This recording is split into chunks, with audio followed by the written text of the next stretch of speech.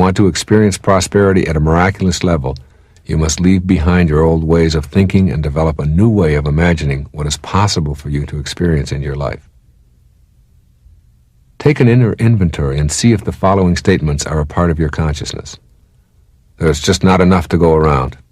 You have to get yours or someone else will grab it before you. There are only so many fish in the sea. You never know if opportunity will knock.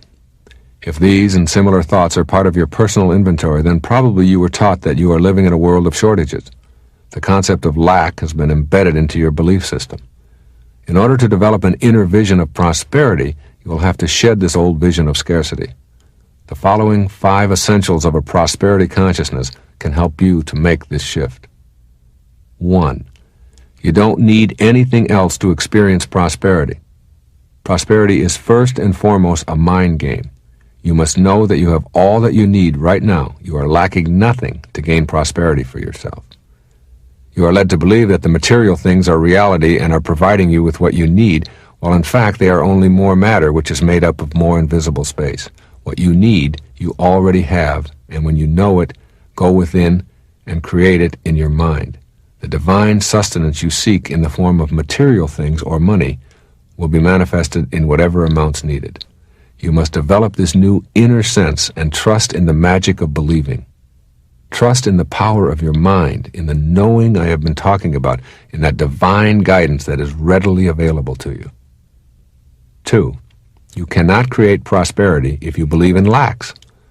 When you have mastered the ability to become a spiritual being as outlined in the first part of this tape, you will understand that you lack absolutely nothing. All that you need for your life is already here. When you say to yourself, I don't have enough education, talent, or strength to experience prosperity, you are operating in your mental world from a position of lack. What you have become accustomed to is called deficiency motivation. That is, you assess all of the things that are missing or deficient in your life, and then you set up a plan to repair all of those deficiencies. Thus, you set your goals and go to work at becoming prosperous. But this is a gigantic trap. You will always be suffering from a disease I call more. When you get the money you thought you needed to be prosperous, your mindset hasn't been satisfied. Your mindset is on more, on striving, not arriving. There's another kind of mindset called growth motivation, and this is the trademark of the individual who experiences real magic in the area of prosperity. With growth motivation, you simply change around the inner thinking and decide to do your living within a framework of completeness. You begin to be motivated in your life by your own bliss, by your dreams, to live the life which you imagine to be your calling, your divinely specialized mission for being here, and prosperity becomes your very watchword. Abundance begins to reign into your life. 3. You are not separated into categories. To truly know prosperity, you must learn to stop dividing yourself up and separating yourself from your prosperity. You must learn to go beyond your hypnotized state which has convinced you that there is first you, the thinker, then you, the doer, and finally the concept of what it is that you are thinking and doing. All of this is actually one and the same.